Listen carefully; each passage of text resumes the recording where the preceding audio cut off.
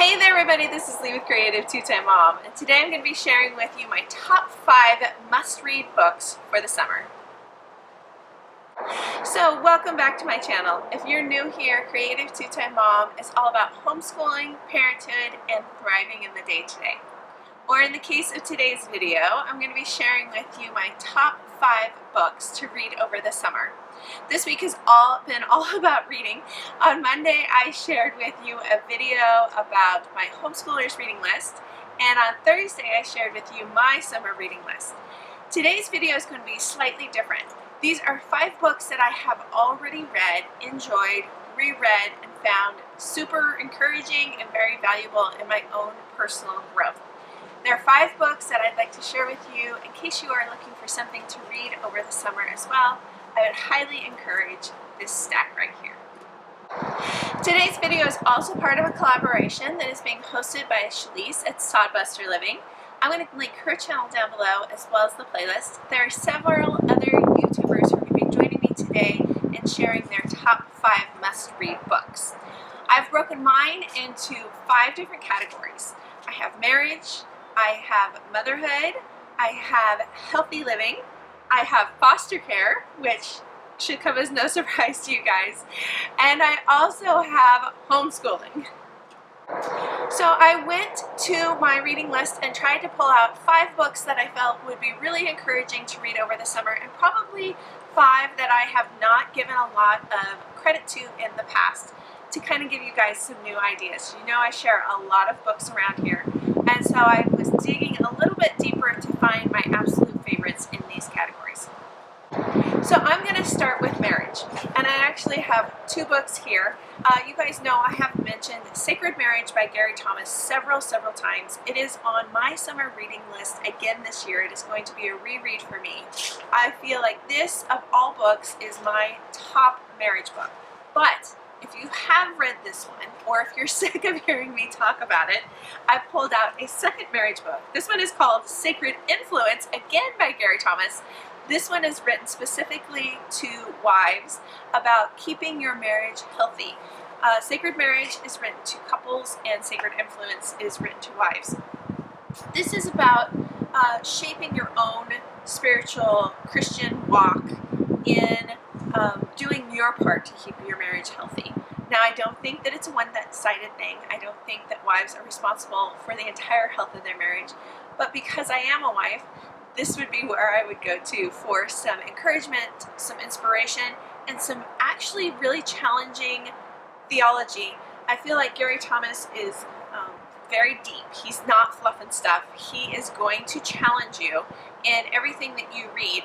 And that's great, because I want to make a strong difference in my marriage. I don't want to just hear the things that I want to hear.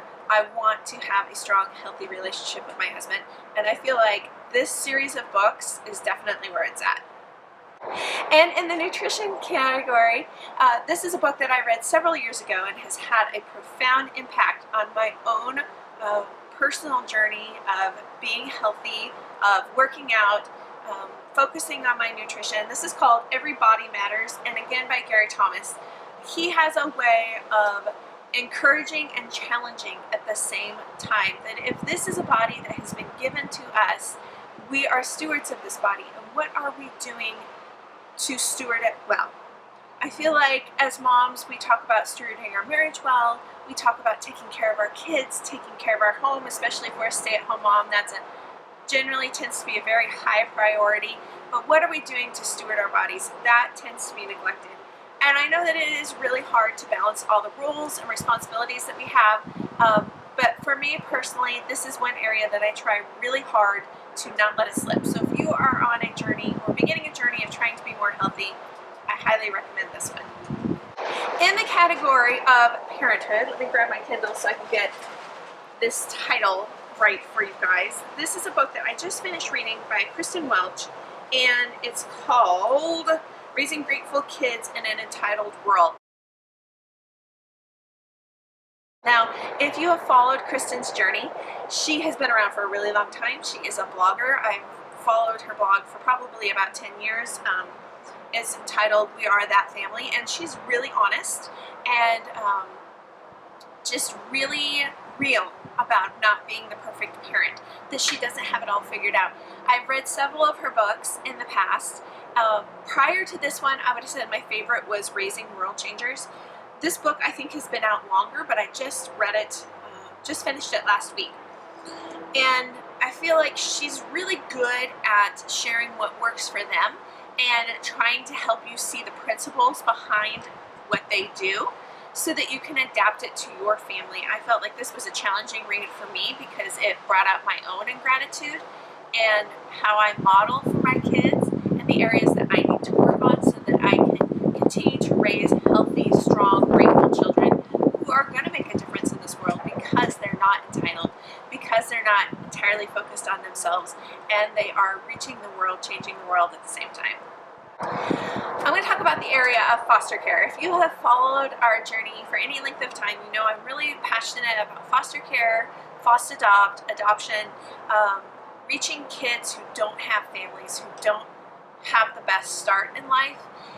We have shared our own journey of foster care and adoption on this channel. You can go back and find those videos, and in fact I will try to link a few down below.